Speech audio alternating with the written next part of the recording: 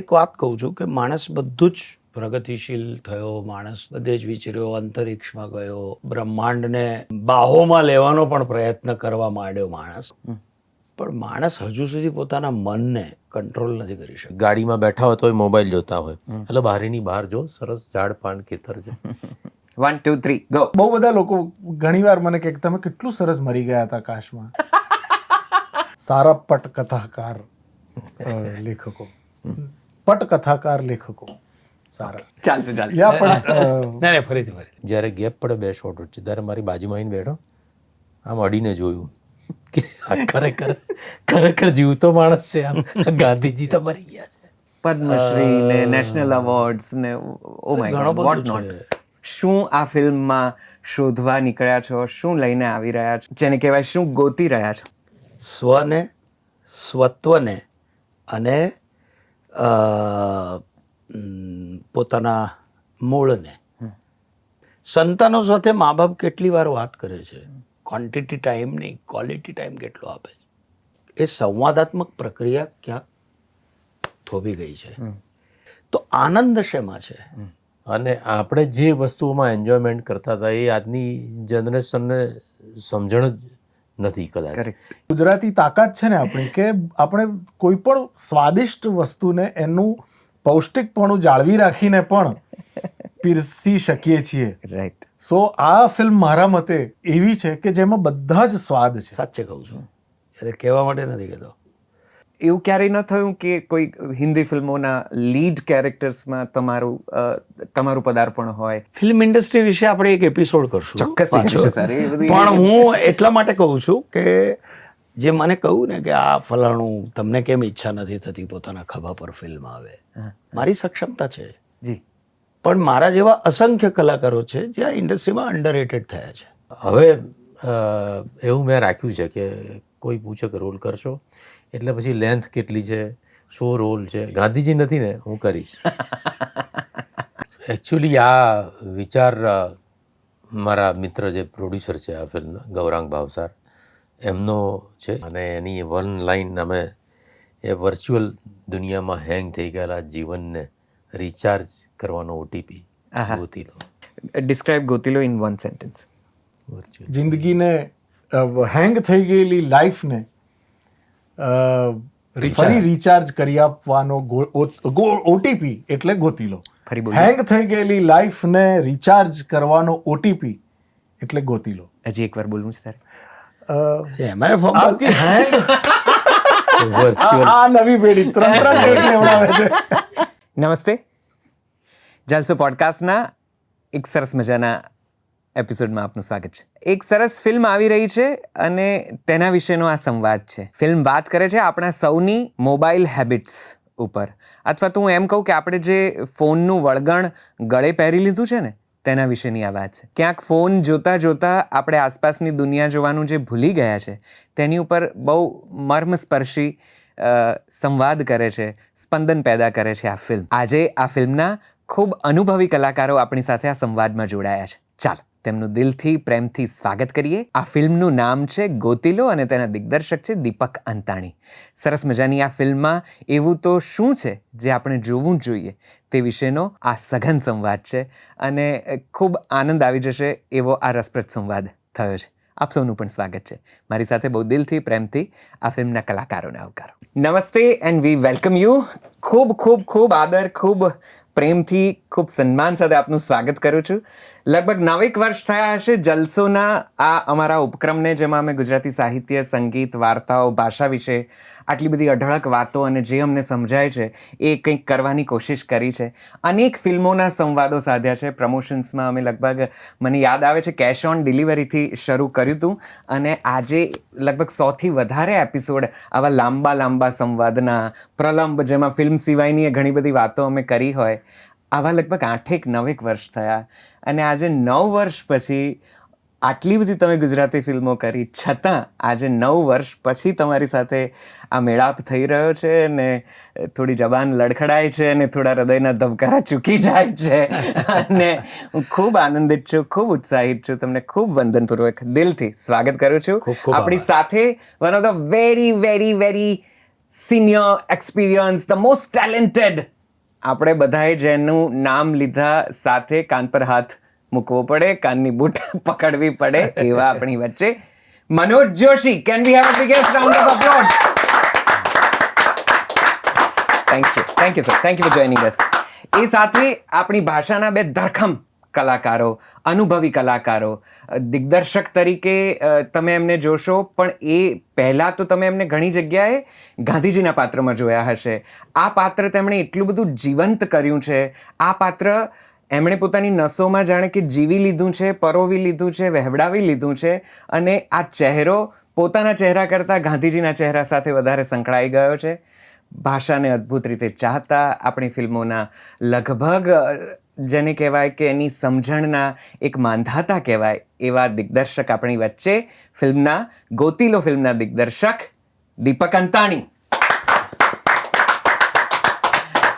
અને જો મારી પેઢીના હશો કે મારી જેમ જો દૂરદર્શનના તમે ટેલિવિઝન કાર્યક્રમો જોઈને મોટા થયા હશો અને એ દોરનો તમને જો કાંઈક ઝાંખો પાંખો પરિચય હોય, અથવા તો અમિતાભની 80ની ફિલ્મો જો જોઈ હોય, ને કાશ ને તૂફાન ને અજુબા ને આવી બધી ફિલ્મોથી જો તમે માહિતગાર હો, તો એક બાળકનો ચહેરો કદાચ તમને યાદ આવતો હશે. ખેર, એ બાળક વિશે તો પછી ક્યારેક વાત કરીશું, પણ એ બાળક એટલે આપણા ગુજરાતી અત્યારની ભાષાના, અત્યારના સમયના, આ માધ્યમના ખૂબ અનુભવી, ખૂબ ટેલેન્ટેડ કલાકાર આપણી વચ્ચે આજે ગોતીલો ફિલ્મના પ્રમોશનના ઉપક્રમે મકરંદ શુક્લા.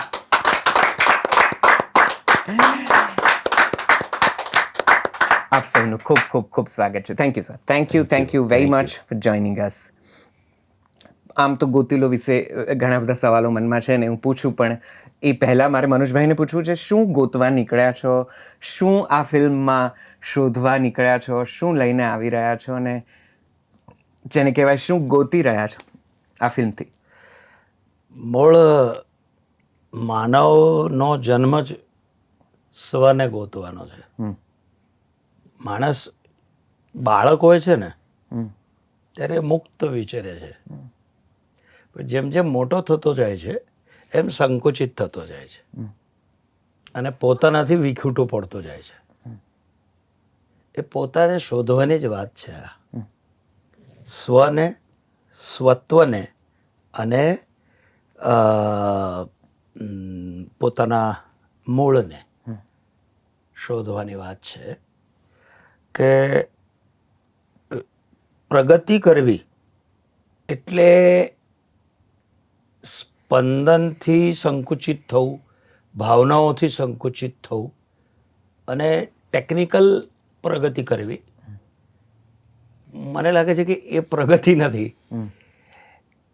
અને માણસે એક વાત કહું છું કે માણસ બધું જ પ્રગતિશીલ થયો, માણસ બધે જ વિચર્યો, અંતરિક્ષમાં ગયો, બ્રહ્માંડને શું કહેવાય બાહોમાં લેવાનો પણ પ્રયત્ન કરવા માંડ્યો. માણસ વિજ્ઞાનની પ્રગતિ કરી, બધું જ કર્યું, પણ માણસ હજુ સુધી પોતાના મનને કંટ્રોલ નથી કરી શક્યો. બધું જ કર્યું. તો વાર્તા એ જ છે કે ટેકનોલોજીકલ પ્રગતિ કરી, વિજ્ઞાને પ્રગતિ કરી. વિજ્ઞાન એ જે ટેકનોલોજીની જે પ્રગતિ કરી, જેટલી કદાચ છેલ્લા 100 વર્ષમાં નહીં થઈ હોય, એ પાછલા મારા ખ્યાલથી 30-35 વર્ષની અંદર અદ્ભુત એટલું બધું સંશોધન થયું, એટલી બધી વસ્તુઓ માણસ માટે ઊભી કરી કે ઓછી તકલીફ થાય. કે અત્યાર સુધી 100 ફોન નંબર આપણને કંઠસ્થ હોય, યાદ હોય કે ભાઈ મારે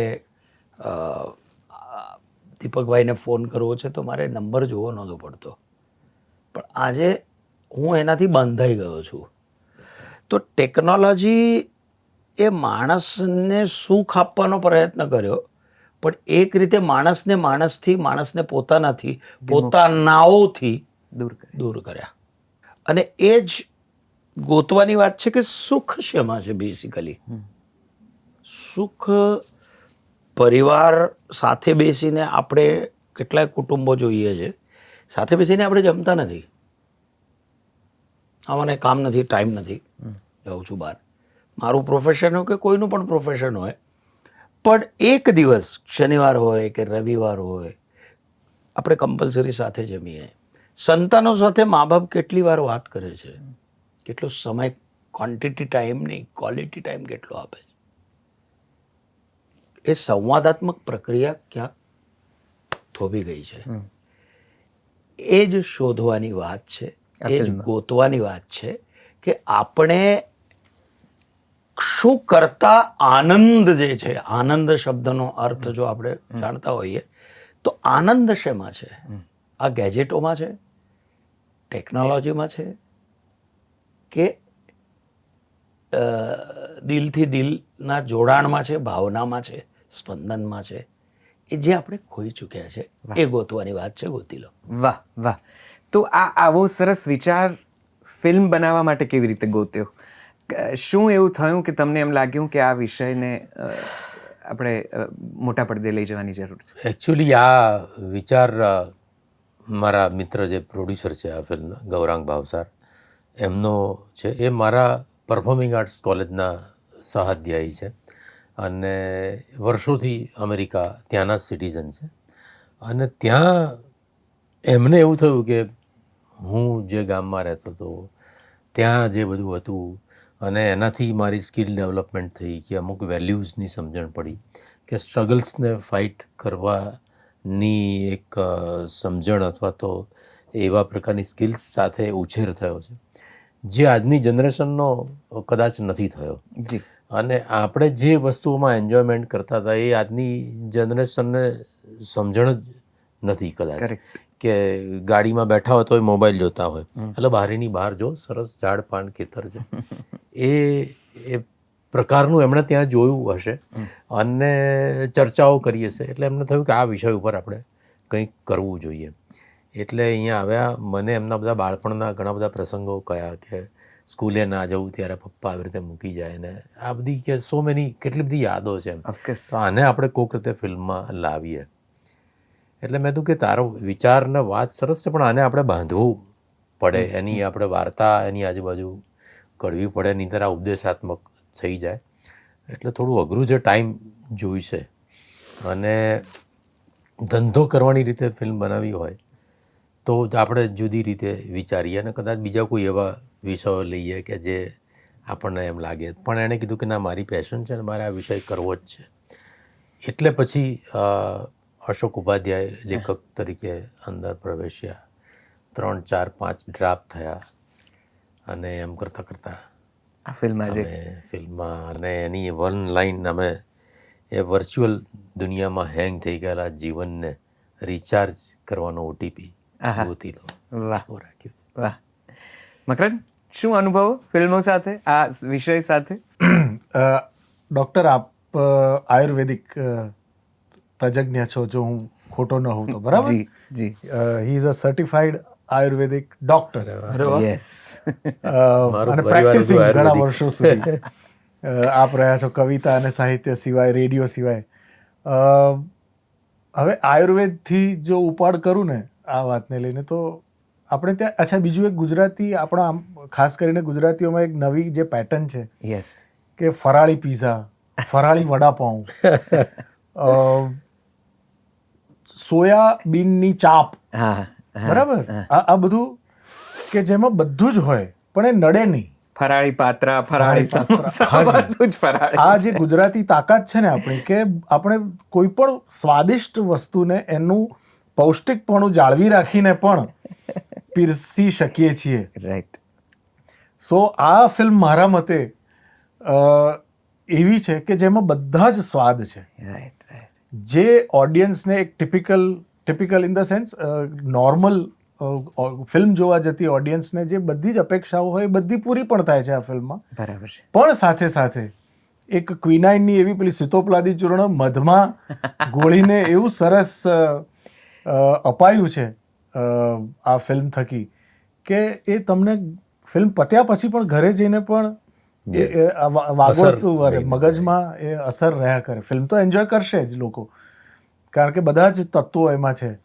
એટલે એ એક અમેઝિંગ આ ફિલ્મની જે સફળતા થઈ છે after finishing everything, that is the USP I think which the audience will linger on, જેને આપણે કહીએ ને, અને તો જીભને ગમે ને પેટને નડે નહીં એવી ફિલ્મ છે. વાહ, જીભને ગમે ને પેટને નડે નહીં. મોદી સાહેબ હંમેશા કહેતા કે આપણે લોકો અહીંયા હોઈએ ને ત્યારે પંજાબી ને સાઉથ ઇન્ડિયન ખાવા જઈએ, અને અહીંયાથી સાઉથમાં જઈએ ને ત્યારે ગુજરાતી થાળી ક્યાં મળશે એ શોધીએ. આપણી ખૂબી છે. મનોજભાઈ, તમે અહીં બેઠા છો ત્યારે આમ તો મને એમ ઈચ્છા થાય કે તમારી સાથે એક બહુ જ આમ રૂબરૂ પોડકાસ્ટ કરીએ અને એક 1-to-1 સંવાદ કરીએ, પણ આજે જ્યારે તક મળી છે ને તમારો સમય ઘણો વ્યસ્ત હોય, એ દરમિયાન રાહ જોવાનું થાય, તો મને આ પૂછવાની બહુ ઈચ્છા થાય છે. મને યાદ છે એક મહેલ હો સપનો કા કે સપનાના વાવેતર આવતા ત્યારે તમારો અભય નામનું જે કિરદાર હતું એ આખી સિરિયલમાં એટલું બધું લોકપ્રિય થયું હતું, અને એ પછી એટલે એ વખતની પેઢીની બહેનોના ક્રશ બની ગયા તમે. એટલું બધું મેં નોંધેલું એટલા માટે છે કે મારા ઘરમાં પણ એ પ્રકારના વાતાવરણમાં મેં તમને જોયા હતા. એટલે એપિસોડમાં જો અભય આવતો હોય તો you grabbed the entire attention at one go. તો અભયથી લઈને આજે ગોતીલો સુધીની આ સફર કેવી રહી? શું લાગણી છે આ સમયે? કઈ અનુભૂતિ છે? અદ્ભુત અનુભૂતિ છે. પદ્મશ્રી ને નેશનલ એવોર્ડ્સ ને oh my god, what not. શું છે કે એક્ટર અને સાધુ ચરાત ચરતો ભગા. આપણે કામ કરતું રહેવાનું, ચાલતું રહેવાનું, કામ કર્યા કરવાનું, સારું કામ કર્યા કરવાનું, અને એનું ફળ તમને મળે જ છે. સો એવું છે કે હું આ કરીશ તો મને આ મળશે એ વૃત્તિથી મેં કોઈ દિવસ કામ નથી કર્યું. સાચે કહું છું, એટલે કહેવા માટે નથી કહેતો.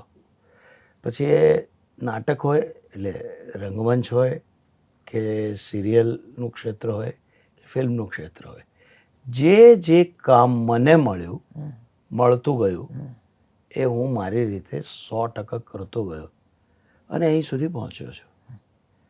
અને સમર્પણ ભાવથી કામ કર્યું છે. મેં કોઈ એવી વૃત્તિથી કામ નથી કર્યું કે હું આ કરીશ ને એટલે મને આ મળે. કેલ્ક્યુલેશન કર્યું જ નથી ક્યારે. જે ક્યારેય નહીં. એટલે આ પ્રિયદર્શનની ફિલ્મો સાથે તો તમારો કેટલું બધું ઘનિષ્ઠ, એટલે એમની ફિલ્મ હોય ને તમે ન હોય એવું બને નહીં.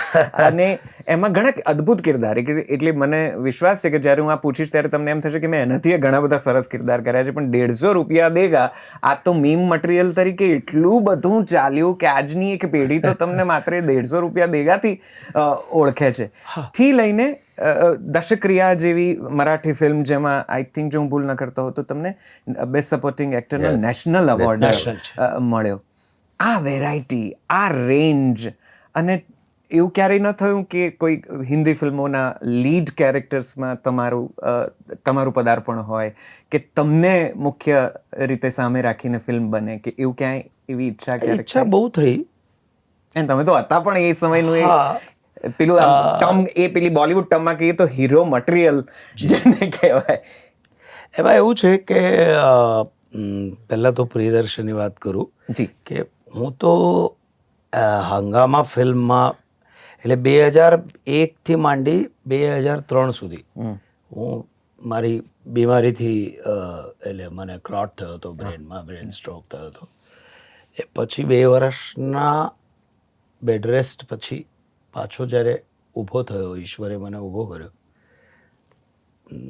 એમાં મારી પત્ની, મારા મા બાપના મારા આશીર્વાદ અને મારી પત્નીનો સાથ, એથી પાછો ઊભો થયો. ઊભો થઈ અને 2003માં એક્સિડન્ટલી મને ફિલ્મ મળી. એમાં કોઈ બીજાનું કાસ્ટિંગ હતું.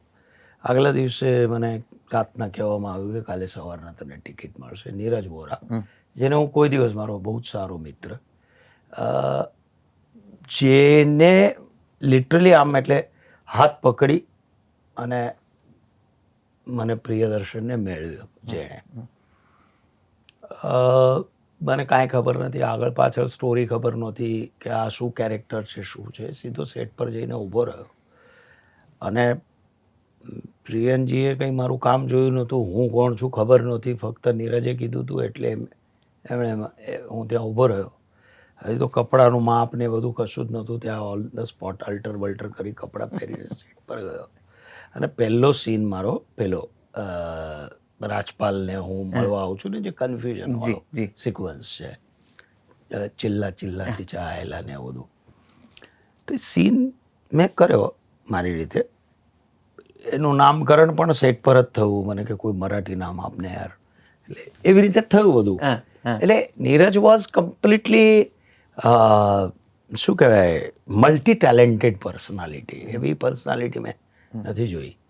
એટલે અદ્ભુત પર્સનાલિટી, જેને મ્યુઝિક ખબર હોય, જેને ડાયલોગ લખવાની ખબર હોય, જેને સ્ક્રીન પ્લે ખબર હોય, જેને ડિરેક્શન ખબર હોય, જેને બધું જ ખબર હોય, ટેકનિકલી સાઉન્ડ.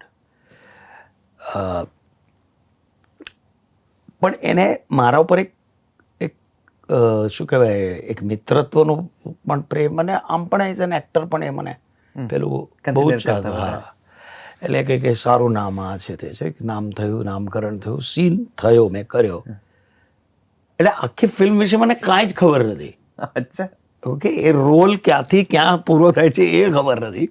ફક્ત મને એણે એ સીન એક્સપ્લેન કર્યો કે તું સીન પર ધ્યાન રાખ, આ સીન છે. પરફોર્મ કર્યો જે રીતે મને સમજાવ્યો હતો. અને હું કોઈ દિવસ મારો મોનિટર આસિસ્ટ એટલે પેલું વિડીયો આસિસ્ટ જોવા જતો નથી મારા સીન પછી, આજ દિવસ સુધી, કે કેવી રીતે થયો છે સીન જોવા જઈએ. ડિરેક્ટરનું માધ્યમ છે, ડિરેક્ટર કહે છે ઓકે તો ઓકે, નહીં તો વન મોર.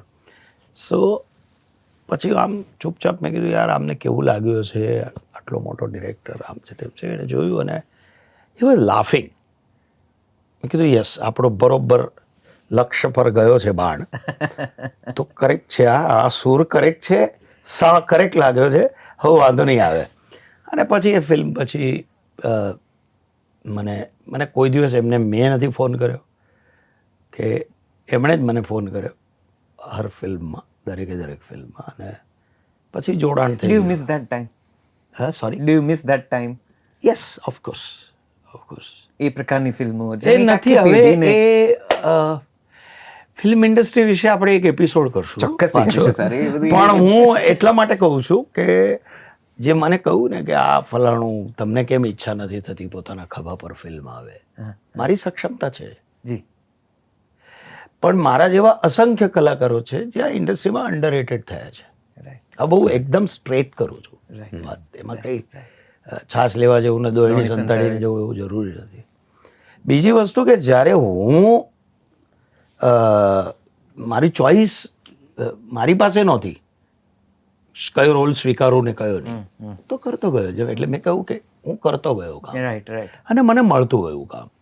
પછી પ્રિયદર્શનના ફિલ્મમાં એ જે અમે 3-4 લોકો છીએ, એ કન્ટિન્યુઅસલી તમે એ 4-5 લોકોની ટીમને સતત જોશો. Correct. Because he is so comfortable કે એક લાઇનમાં એ સમજાવે છે અને અમે સમજી જઈએ છીએ. એમને ફ્લુએન્ટ હિન્દી નથી બોલતા આવડતું,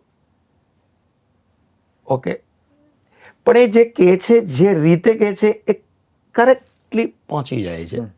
અને એક એમની માટે પણ એક કમ્ફર્ટ ઝોન એ થઈ ગયો હતો. માટે એમની સાથે મેં 13મી ફિલ્મ કરી મેં, ભૂત બંગલા, હમણાં કમ્પ્લીટ થઈ. સો પણ હવે છે કે હવે મને પણ પોતાને આપણને પણ પોતાને એક વિંગ મળી છે કે જેમાં આપણે પોતે વિચાર કરી શકીએ કે ભાઈ ઓકે, આ ફિલ્મ ઇન્ડસ્ટ્રીનો અત્યારનો જે દોર છે એ થોડો અત્યારે કરવટ બદલ રહી છે એવો છે. તો કદાચ હું પણ વિચાર કરી રહ્યો છું 2-4 વસ્તુઓનો. કદાચ ઈશ્વર કરશે તો એ પણ થશે. ઓફકોર્સ. અને અમને ગમશે કે તમને કંઈક નવા કિરદારમાં આખી વાત ક્યાંથી ક્યાં જાય. જો તમારી સાથે વાત કરીએ ત્યારે તો ફિલ્મ ઇન્ડસ્ટ્રી, ઇતિહાસ ને સમય ને દોર ને કેટલું બધું એક સાથે સાંકળી લઈ શકાય. પણ આ જે વાત છે કે મને યાદ આવે છે, મનોજભાઈએ ક્યાંક કીધું કે મેં પેલું 150 રૂપિયા દેગા એનથી વિશેષ ઘણું કરેલું છે, પણ આજની પેઢી મને કદાચ એની સાથે જ સાંકળે છે. એવું આપની સાથે થઈ રહ્યું ગાંધી ના સુંદર કે આમ અદ્ભુત કિરદાર. એટલે પહેલી વાર કર્યો હશે ત્યારે સીધા બેન કિંગ્સલે અને એ પ્રકારની જ સીધી સરખામણીઓ ઊભી થઈ હશે. પણ કેટલા શ્યામ બેનેગલે તમને ગાંધીજીનો રોલ આપ્યો મુજીબમાં, અને રાજકુમાર સંતોષી સાથે તમે ગાંધી વર્સિસ ગોડસે એક યુદ્ધ આ જે ફિલ્મ હતી એમાં તમે કિરદાર ભજવ્યું. આ પાત્ર તમને છેક રાષ્ટ્રપતિ ભવન સુધી લઈ ગયું, વોક વિથ ગાંધીજીના કોન્સેપ્ટ હેઠળ. તમને લાગે છે કે એ થોડું વધારે જોડાઈ ગયું છે? You are more than that. તમારી પાસે એક એક્ટિંગની બીજી પણ ઘણી બધી પેલી વેરાયટી છે ટુ ઓફર, પણ લોકો ગાંધીજી જોડે લાગે છે. એટલે બંને તરફ છે કે આ પાત્રને કારણે હું આવા લેજેન્ડરી ડિરેક્ટર સાથે કામ કરવાનો મોકો મળ્યો, કે આ બધી જગ્યાએ પહોંચ્યો, કે પ્રસિદ્ધિ મળી, નામના મળી, વગેરે વગેરે. પણ અભિનેતા તરીકે એવું થાય કે હું ખાલી આ જ નથી યાર, હું કોમેડી પણ સરસ કરું છું, હું નેગેટિવ પણ કરી શકું, મેં કર્યા પણ છે.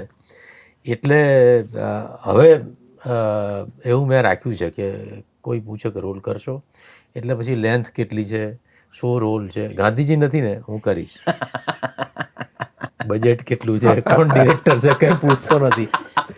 આટલું બધું પણ હવે સિક્કો લાગી ગયો છે. કચ્ચીને ગાંધીજી વગરના રોલ કરવા છે. મકરંદ, આટલા બધા અનુભવી કલાકારો ટાઈપકાસ્ટ થઈ જતા હોય છે, આપણો ઢાંચો કંઈ? અરે હું નથી, આ બધું સરસ ઓલમોસ્ટ સફેદ આવી ગયા, તોય લોકો કહે છે કે આ વાનર સેનામાં તમને જોયા હતા, મા વિના સુનો સંસારમાં કેવા સરસ લાગતો હતો પેલો ડાયલોગ, બોલો ને. એટલે હા, જે સ્મૃતિઓ અમુક જે તમારું લોયલ ઓડિયન્સ છે ને એના કારણે જ આપણે જે કંઈ પણ કલાકાર હોય છે, જેમ આપે કહ્યું કે 150 રૂપિયા દેगा, સો આ ગ્લિમ્સીસ જે આટલું બધું સર પોટેન્શિયલી કામ કર્યા પછી, ધરખમ કામ કર્યા પછી પણ આપણી ફિલ્મોમાં કે આપણા માધ્યમોમાં, મારે આ સવાલ તમને એટલે પૂછવો છે કારણ કે કેટલો બધો બોળો પટ છે તમારો અભિનયનો. આજે હું ગણું તો મેં જ્યારથી જોવાનું શરૂ કર્યું છે 30 વર્ષો તો હું ગણી શકું એમ છું. તમને જ્યારે અભય તરીકે પહેલી વાર જોયા જ, અને આજે હું રૂબરૂ મળી રહ્યો છું ત્યારે. અને છતાં, અને એવું નથી કે તમે માત્ર આ કર્યું છે, તમે મંચ ઉપર ચાણક્ય લઈ આવ્યા, રંગીલોની વાત થઈ રહી છે, છતાં આપણો કયો એવો ઢાંચો છે જે અદ્ભુત કલાકારોને પણ આમ ટાઈપકાસ્ટ કરી નાખે છે, એક ડીબા ઢાળ કરી નાખે છે? કયું માળખું છે આ, આપણે કેમ બદલી નથી શકતા? મારા હાથમાં નથી, કે કોઈ એક્ટરના હાથમાં નથી, પણ મેં મારી જાતને ટાઈપકાસ્ટ થવા નથી દીધી. બરાબર છે. એકદમ, એટલે પ્રયત્નપૂર્વક નથી થવા દીધી. કે તમને લોકો કોમેડી ઢાંચામાં નાખી દે. હવે જે આ કચરા સેઠનું જે પાત્ર છે એ મારું રંગીલુંનું જ પાત્ર છે, જેને નીરજે કીધું કે તું થોડાક પેલા ચશ્મા છે એ થોડાક જાડા પહેરી લે, બટ એ જ મને જોઈએ છે, થોડુંક આપણે જરા એને એક્સટેન્ડ કરીએ. અને નાટકમાં પણ એ લોકપ્રિય હતું, જોકે એમાં એ ચાવાળાનો રોલ હતો. પણ એટલે મને કંઈ ખરાબ નથી, એટલે એક બાજુ કચરા સેઠ છે, એક બાજુ ચાણક્ય છે. અનેક પ્રકારના રોલ કર્યા, જુદા જુદા પ્રકાર. એટલે એમાં વિલન પણ કર્યો, એમાં લાર્જર દેન લાઈફ બફૂન પણ કર્યો, એમાં કોમેડી પણ કરી, એમાં સ્લેપસ્ટિક કરી, સટલ કોમેડી, બધા જ પ્રકારો કોમેડીના કર્યા, બધું જ કર્યું. પણ આ લોકોના ધ્યાનમાં છે. હવે એને, અને એટલે અત્યારની પેઢી પણ એ કચરા સેઠને યાદ કરે છે. એ કયા કારણથી યાદ કરે છે, શું કામ યાદ કરે છે, કે મીમ, મને પોતાને ખબર નહોતી કે આના મીમ બન્યા છે. મને તો મારા ઘરેથી જ્યારે છોકરાઓએ કીધું કે મીમ બને છે આના, ત્યારે મને ખબર પડી. બટ પણ એનાથી મારે ખોટું પણ ન લગાડવું જોઈએ, કે મેં જે પાત્ર ભજવ્યું છે. અને મારું બીજું કેમ તમને યાદ નથી, આ કેમ યાદ છે, એવો એક અંદરના ખૂણે આપણને એમ થાય કે યાર આના કરતાં સવાયા પાત્રો મેં કર્યા છે. ઓકે, કે તમે ગુરુ જુઓ તો એક અલગ જ માણસ તમને દેખાશે. તમે હસી તો ફસી જુઓ તો આઈ એમ કમ્પ્લીટલી ડિફરન્ટ દેન એની અધર રોલ. એબ્સોલ્યુટલી. એટલે બહુ છાતી ઠોકીને કહું છું કે એ એક ક્ષમતા હોવા છતાં લોકો આ હવે જો યાદ રાખે છે તો એમાં પણ સુખ માનવાનું આપણે. બટ એવું નથી કે માણસમાં ક્ષમતા નથી. જેમ પહેલાં પણ કીધું કે આ ઇન્ડસ્ટ્રીની અંદર શું છે કે મારા જેવા અસંખ્ય કલાકારો છું, હું એકલો નથી. Right right. મેં આ જ સવાલ મેહુલભાઈ હમણાં પરમ દિવસે આવ્યા હતા, મેહુલ બુચ, એમને પણ કીધું હતું કે સિનિયર કલાકારો તો પોતાનું એટલું બધું સુંદર કામ કરી ચૂક્યા છે જુદા જુદા કિરદારો, છતાં મેં કીધું આપ થાકી ગયા હશો બાપના કે વેવાઈના પાત્રો ભજવીને. તો એમણે સરસ કીધું કે મને ખબર છે કે મારી જોડે આ જવાનું છે, પણ હું કેટલા બાપ બતાવી શકું છું આટલા સમયમાં, એ મારી ઉપર છે. તો યસ, એ સિનિયર કલાકારો સાથે પણ આવું થાય. હા, થયું છે. આપણે ત્યાં ટાઈપકાસ્ટ કરવાની એક મનોવૃત્તિ નહીં, પણ અરે આ ઇન્સ્પેક્ટર એટલે આને બોલાવો ને એટલે પેલો બધો ભાગા સીવડાવી લે, હવાલદારથી માંડીને કમિશનર સુધી. મને તો 2-4 એક્ટરો યાદ આવી ગયા. નહીં એટલે બિચારા એમની એટલે એની કેપેસિટી હોય, પછી એ કલાકારો ઉપર નિર્ભર કરે છે કે મારે ટાઈપકાસ્ટ થવું જોઈએ કે ન થવું જોઈએ. અને આપણી કેપેસિટી મુજબ તમને કામ મળશે જ.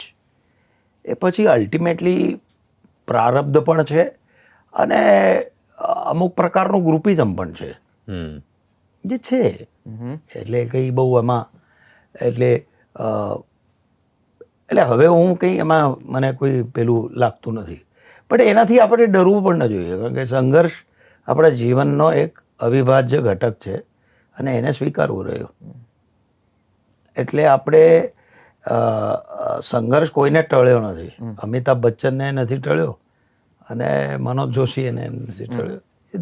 એક પ્રત્યેક દિવસે તમારે સંઘર્ષ દરેકે દરેક વસ્તુનો કરવો જ પડશે, અધરવાઇઝ યુ આર કોઈ મતલબ નથી એનો. મીમની વાત નીકળી, ટેકનોલોજીની વાત નીકળી. આ અજબ કોન્ટ્રાડિક્શન છે થોડું કે જો ટેકનોલોજી નહીં વાપરીએ તો આજના સમયમાં આપણને એમ થાય છે કે આપણે આપણી સુંદર કૃતિ કે રચના કે આપણે જે પણ કંઈ તૈયાર કર્યું છે એ લોકો સુધી નહીં પહોંચાડી શકીએ. બીજી બાજુ આપણને એ જ ભય છે કે આ જ ટેકનોલોજી આપણી મૂળ કૃતિને ખાઈ જાય છે અને એનું પાયરેટેડ વર્ઝન્સની પાછું એક નવો મુદ્દો છે. પણ એટલે આ બે છેડા કંઈક ક્યારેક સામે આવે છે ને ક્યારેક એકબીજાથી દૂર જતા રહે છે, એવું આપને લાગે છે? ફિલ્મ મેકિંગમાં તમે વર્ષોથી સંકળાયેલા છો, એ દોર જ્યારે તમે કલર્સ કે ટીવી કે દૂરદર્શનના આસિસ્ટન્ટ ડિરેક્ટર તરીકે શરૂ કર્યો તો થી લઈને ટેલિવિઝન સિરિયલનો પણ કેવો સમય તમે જોયો, અને હવે જ્યારે ટેકનોલોજી બધા ઉપર હાવી થઈ ગઈ છે ત્યારે how do you see this phase? એટલે મેં ફિલ્મ ફોર્મેટમાં પણ 2 ફિલ્મ કરી છે. એની પ્રોસેસ અથવા તો એનું એન્જોયમેન્ટ અથવા તો એમાં રીલ્સ વધારે ન વપરાય એના માટે શોર્ટ ડિવિઝનની ક્લેરિટી, રાઈટ, કે એ બધું જે તમને મોનિટર પણ ન જોવા મળે એ વખતે તો એવું હતું કે તમને વ્યૂ ફાઇન્ડરમાંથી જ જોઈને નક્કી કરી શકો. એટલે એ સિનેમેટોગ્રાફરનું પણ એ વખતે એટલું મહત્વ હતું. હવે લઈને ડમ્પ કરવા જવું પડે કારણ કે કાલે એપિસોડ મોકલવાનો છે. હવે તમે કંઈ પણ શૂટ કરો, ગમે તેટલા ટેક લો, આડું અવળું થાય, ક્યાંક ટ્રોલી દેખાઈ ગઈ, ક્યાંક લાઇટ દેખાઈ ગઈ, તો ઓકે થોડું ઝૂમ કરી લઈશું, થોડું આ કરી લઈશું. બહુ ઇઝી થઈ ગયું છે. અને સાથે સાથે એની પેસ પણ, અમારે કલ્યાણજીભાઈ સાથે આ બહુ સરસ વાત થઈ હતી કે મ્યુઝિકની બાબતમાં જેમ જેમ ટેકનોલોજી, એ વખતે કટિંગ્સ લાંબા શોર્ટ્સ, આખો મ્યુઝિકનો પીસ આવે પછી કટ થયા તે. હવે ટેકનોલોજી વધી એટલે મ્યુઝિક પણ ફાસ્ટ થઈ ગયું ને એના કટિંગ પણ ફાસ્ટ થઈ ગયા. એટલે દરેક વસ્તુની પેસ, ડ્યુરેશન, આ બધું ફાસ્ટ. ફિલ્મ મેકિંગ પર એની અસર પડે છે. મિની થઈ ગયું. શું છે, પહેલા ઘરનું ફૂડ હતું, હવે ફાસ્ટ ફૂડ. હા, That's what it means. Yes. પણ ટેકનોલોજી, તમારો જે પ્રશ્ન છે એનો જવાબ એ સારી રીતે આપશે. ટેકનોલોજી આપણી માટે છે કે આપણે ટેકનોલોજી માટે છે? રાઈટ. એ માણસ બુદ્ધિમાન છે અને બુદ્ધિ માણસને આપી છે ભગવાને, તો એ વિચાર કરીને એનો સદુપયોગ કરવો જોઈએ, દુરુપયોગ ન કરવો જોઈએ. એટલું સુંદર અને સરળ આનો સસ્ટેનેબલ યુઝ ઓફ ટેકનોલોજી. એ તમે બહુ સિનિયર કલાકારો અહીંયા બેઠા છો ત્યારે આજકાલની જનરેશનની તો ક્લેરિટી અદ્ભુત હોય છે કે સર એક ही टेक चाहिए, ऐसा ही चाहिए, इधर से कैमरा है, उधर से कैमरा है, बाकी अगर गलत हो गया तो हम एडिटिंग पे कर लेंगे. ના આ ભ્રમ છે. અચ્છા, એટલે દરેક જણ આવો હોય છે એવું નથી. બરાબર છે. 50 બાજુથી ટેક લે છે. હા, એવું અનુભવ છે. અને પ્રિસાઇઝ શોર્ટ્સ કે આજ જોઈએ છે મારે.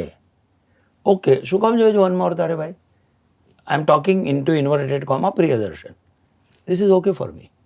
કરેક્ટ. Clarity, clarity. એટલે આટલી ચોખ્ખી clarity, because he himself is an editor. Right. એટલે કારણ વગર, એટલે જ્યારે મેગેઝિન પર શૂટ કરતા હતા ત્યારે પણ મેં જોયા છે એમને, અને આજે ટેકનોલોજી વિકસિત થઈ ત્યારે પણ એમને જોયા છે મેં, ત્યારે પણ એ એવા જ છે. Right. So my point is, ભલે ટેકનોલોજી વિકસિત થઈ હોય પણ પ્રિસાઇઝનેસ જે છે, કે નહીં તો શું છે કે એડિટર પર બધું ઢોળી દે, હા, એવા ડિરેક્ટરો છે. અહીંયાથી પણ લો, અહીંયાથી પણ લો, અહીંયાથી પણ લો, આ પણ લો, થકવી નાખે એક્ટરને. એટલે એવા પણ છે કે ભાઈ જે મુદ્દાનું છે કે કયું શું આમાં જોઈન્ટ થવાનું છે એ તમને ખબર હોવી જોઈએ. મને મારી પહેલી ફિલ્મ એવી રીતે જ મળી હતી. એ હું એક વિકી નાની કરતો હતો પાણીની, અને એમાં ગાંધીનગરની હિના ઉપાધ્યાય નામની એક્ટરને કાસ્ટ કરેલી, અને થોડાક સમય પછી એ લઈને આવી પ્રોડ્યુસરને, દીપક ભાઈ તમે આ ફિલ્મ ડિરેક્ટ કરજો. એમને તે મારું નામ કેમ સજેસ્ટ કર્યું હતું કે આપણે તો પેલી ક્વિકી કરી હતી ને, એમાં ભલે મિની ડીવી ટેપ્સ હતી, પણ તમે એક પણ ડાયલોગ રિપીટ નથી બોલાવડાવ્યો કે આ એંગલથી પણ આ ડાયલોગ બોલો, આ એંગલથી પણ. તમારું શોર્ટ ડિવિઝન ક્લિયર છે, એટલે you will save the footage. એટલા માટે મને એમ લાગ્યું કે તમે કરી શકો. આઉટપુટ કોઈ રીતે બદલાય છે કંઈ? આમ આ નવી ટેકનોલોજીનો ખૂબ ભરમાર હોય, Makarand, you have seen so many directors with you, and output rather સારું થયું છે. જો ઇન્ટુ ઇન્વર્ટેડ કહેવું હોય તો ઓલ્ડ સ્કૂલ જે હતું એ વધારે સારું હતું. અચ્છા, ઓકે. કારણ કે તેમાં કલાકારને રિહર્સલ પહેલાં કરાવી એક સ્ટ્રેસ રહેતો હતો. સરે કીધું કે the director also needs to have a એડિટમાં શું આ ફાઇનલ પ્રોડક્ટ શું દેખાશે એની તો એક બેક ઓફ ધ માઇન્ડ ચાલતી જ હોય, રાઈટ. પણ સાથે સાથે સમય અને રૂપિયા બંનેના વ્યયની પણ એક એ ચાલતી હોય. તો એમાં ઇટ વોઝ વેરી પ્રોમિનન્ટ કે રિહર્સલ્સ થાય, 2-3 રિહર્સલ, જેને આપણે આમ અમિતાભ બચ્ચન સ્કૂલ કે આમિર ખાન સ્કૂલ. આમિર ખાન તો નહીં, એ તો 18 ટેક અલગ અલગ પહેલેથી લેવડાવે છે. પણ અત્યારે આ હમણાં જ બહુ જ એક સરસ વાક્ય મેં સાંભળ્યું, એક અદ્ભુત અભિનેતાએ કહ્યું કે પહેલાં આપણે ફિલ્મ ફૂટેજ શબ્દ વાપરતા હતા, હવે કવરેજ થાય છે. ચારે બાજુથી મલ્ટી કેમેરા સેટઅપ. એક તો ઘણીવાર તો પાછા મલ્ટી કેમેરા સેટઅપ એ પણ નવી ઘટના છે. પહેલા તો 2 કેમેરા હાયર કરવા પાપા પડી જતા હતા. હા, એમાં પછી આમનો OS લો અને તમારો POV લો અને એ બધું, અને પછી બધું ડમ્પ કરવાનું એડિટિંગ ટેબલ ઉપર, અને એમાંથી છેવટે તો નીકળવાનું છે જ કે જે અભિનેતાએ કે અભિનેત્રીએ પરફોર્મ કર્યું છે, અથવા તમે જે પરિપ્રેક્ષ્યમાં જે શૂટ થઈ શક્યું છે. વધીને તમે ઝૂમ આઉટ કે ઝૂમ ઇન કરી શકો થોડુંક, DI કલર કરેક્શન આ બધું થોડું કરી શકો, પણ એનાથી મૂળ તત્વ તો તમે ફેરવી શકવાના છો જ નહીં. સો આઈ જેન્યુઇનલી એમ નોટ. હા, એટલે જે ફિલ્મની પણ જે વાત છે ને કે પ્રમાણભાન, જી, એ સાવ જ હું પ્રી પ્રોડક્શન કર્યા વગર હવે એક્ટર જેવો સેટ ઉપર તૈયાર થઈને આવે કે ચલો ટેક કરના શરૂ કરતે हैं, અને પહેલો ટેક, બીજો ટેક, ત્રીજો ટેક, 10-15 ટેક તમારી પાસે કરાવડાવે. એક્ટર 10મા ટેકે ઇવોલ્વ થાય ત્યારે એને સમજાય કે એકચ્યુઅલી આ જે મારે બોલવાનું છે એની તો આ અર્થ ઘટન પણ થઈ શકે.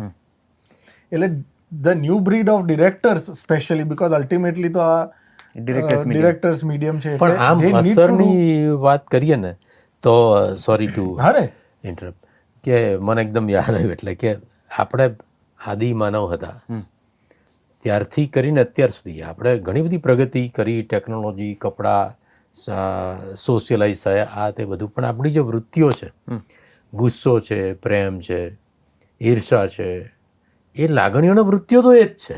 હજી પણ ગુસ્સે થઈને આપણે મર્ડર કરી નાખીએ છીએ, હજી પણ આપણને ઈર્ષા થાય છે. એટલે ટેકનોલોજી ગમે તેટલી બદલાય, પણ સ્ટોરી ટેલિંગનો એસેન્સ તો એ જ રહેવાનો છે. એ આવડત સ્ક્રીન પર વાર્તા તમારે કેવી રીતે કહેવી, એ તો એ જ રહેવાનું. સો અલ્ટિમેટલી એ ડિરેક્ટરનું કદાચ ડિરેક્ટરે પણ આ બધું બદલાઈ જતું માધ્યમ જ ડિરેક્ટરનું છે, એક્ટરનું નથી. નાટક એ એક્ટરનું માધ્યમ છે, લેખકનું માધ્યમ છે, પછી એક્ટરનું જ માધ્યમ છે કર્ટન ઓપન થાય. બરાબર. અને આ ડિરેક્ટરનું જ માધ્યમ છે કે શું જોઈએ છે. તમે જ્યારે રિહર્સલની વાત કરીને મકરનભાઈએ, તો શાંતારામજી, વી શાંતારામ, એ જે જૂની સ્કૂલ હતી ને, એ બધા 1-1 મહિનો એ લોકો પગાર પર એક્ટર રહેતા. રાઈટ. એક મહિનો રિહર્સલ કરતા ફિલ્મ. રાઈટ. આજે લેટ્સ ડુ વર્કશોપ એ ટાઈપની જે હમણાં નીકળી છે ને કે 3 days of reading, you have to come by 9 o'clock, so we can, એ ટાઈપનું જે છે વાતાવરણ ને ઓફકોર્સ વાત એ જ છે. હા એ જ હા છે. હા એક તો આખી હાર્ડબાઉન્ડ સ્ક્રિપ્ટ કેટલા લોકો આપતા હોય છે. કરેક્ટ. ગુજરાતીમાં પ્રિન્ટ એટલે કરેલી ગુજરાતીની વાત કરું છું.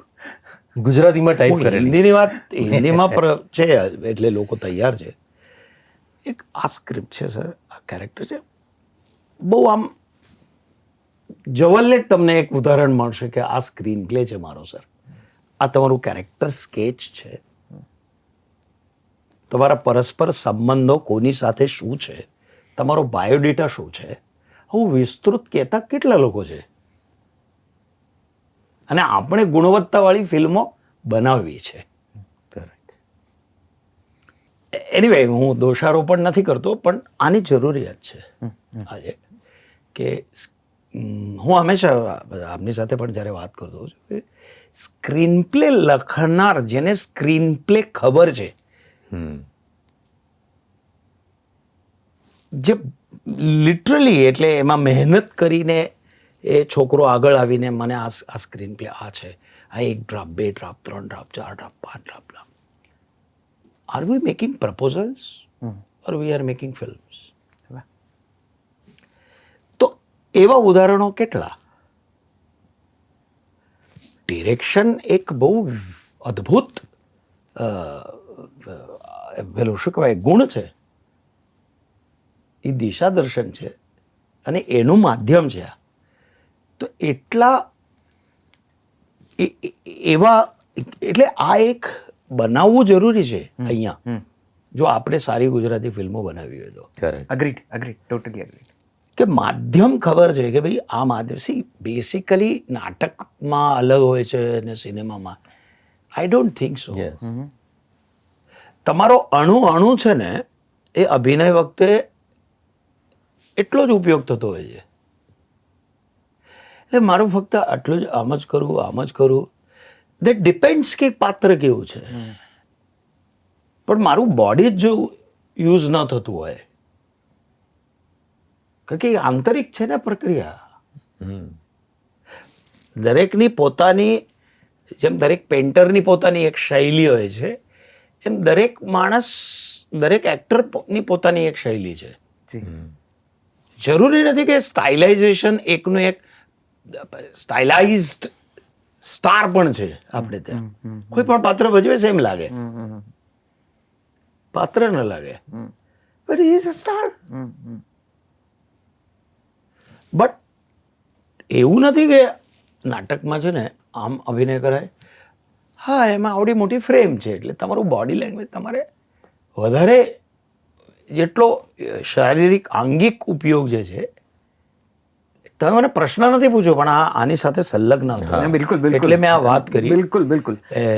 સોરી. ના અને અમને તો આજે વાત કરતા વધારે માસ્ટર ક્લાસ જેવું વધારે એમ લાગે છે કે આવો લાવો વળી કોને મળવાનો હતો. ચાલો, ઓન ધેટ નોટ અમે સર એક નાનકડું આવું એક જલ્દી પ્રશ્નો પૂછવાને જે પેલું રેપિડ ફાયર કહે છે એવું કંઈક કરવા માટે પણ જાણીતા છીએ. મકરંદને એનો અનુભવ છે એકવારનો, પણ હું વારંવાર હવે તો કહેતો હોઉં છું કે ના હવે આમાં રેપિડ રહ્યું છે ને ફાયર રહ્યું છે. તેવા પ્રકારની એક પ્રશ્નોત્તરી મકરંદ અમે તમારી સાથે કરવા માંગીએ છીએ અને તમારા સાથે પણ. So let us start it. Can we? Yes. આવી ઓકે. Start shooting. યસ. જો તમારી પાસેથી ખરેખર એક દિવસ માટે ફોન લઈ લેવામાં આવે તો તમને સૌથી મોટું નુકસાન શું થાય? કંઈ જ ના થાય, કંઈ ના થાય. ફાયદો જ થાય. કયો? વાંચવાનો, સારી ફિલ્મો જોવાનો બહુ જ અવકાશ મળે. અને અઘરું છે હો ખરેખર. ખોટી જગ્યાએ આયુર્વેદિક ડોક્ટરે આ દુખતી નસ દબાવી દીધી છે. હું ઘણીવાર આ ફિલ્મના પ્રમોશનને લઈને કહું છું કે આ હું જે જેન્યુઇનલી આ મારા માટે જ ફિલ્મ બનાવવામાં આવી છે અને આઈ એમ થેન્ક્સ ટુ એટલે ભગવાનનો આભાર માનું છું, દિગ્દર્શક નિર્માતાનો આભાર માનું છું, કારણ કે મેં બાળપણ જે જીવ્યું જ નથી, જેનાથી હું ડિપ્રાઇવ્ડ રહ્યો આખું બાળપણ બાળ કલાકાર તરીકે, એ આ ફિલ્મમાં મોટા થયા, વયસ્ક થયા પછી એક 10 વર્ષના દીકરાના પિતા તરીકે એ બાળપણ જીવવાની. સો સાહેબે એક બહુ સરસ પ્રમોશનમાં વાત કરી હતી. Now that it's not a rapid fire round. એમણે કીધું કે આ ફિલ્મ એક લવ સ્ટોરી છે. એમણે એક વાક્ય કીધું, જસ્ટ ટુ સે ધીસ, તો પણ આપણે થોડું ટૂંકાણમાં તો પતાવવાનું જ છે. ના, but it's very important to convey about the film. Please go ahead.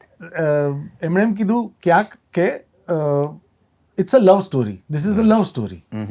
અને પછી એના પર હું વિચાર કરતો હતો, હું મારા બાળપણના પ્રેમમાં પડું છું આ ફિલ્મમાં પાછો. ક્યાં વાત. અને દરેક ઓડિયન્સ, દરેક પ્રેક્ષક પોતાના બાળપણના પ્રેમમાં પડશે. જે બાળપણ, જો એમને બાળકો હશે તો એટલે છેલ્લા ક્યારે આપણે ધાબે જઈને સૂતેલા સરસ ઠંડી પથારીમાં, એવી તો બહુ જ બધી વાતો છે આ ફિલ્મને લઈને. સો હા, તમારી દ્રષ્ટિએ તમારે જો 5 કે 3 રાખીએ, ફોન મેનર્સને તમારી લાઈફમાં એમ્પ્લોય કરવાની હોય તો તમે શું સજેસ્ટ કરશો? કઈ 3 ફોન મેનર્સ હોવી જ જોઈએ દરેકમાં? આનો જવાબ એક જ છે, ટિકિટ ખરીદી, સિનેમા ઘરમાં જઈને ગોતી લો ફિલ્મ જુઓ.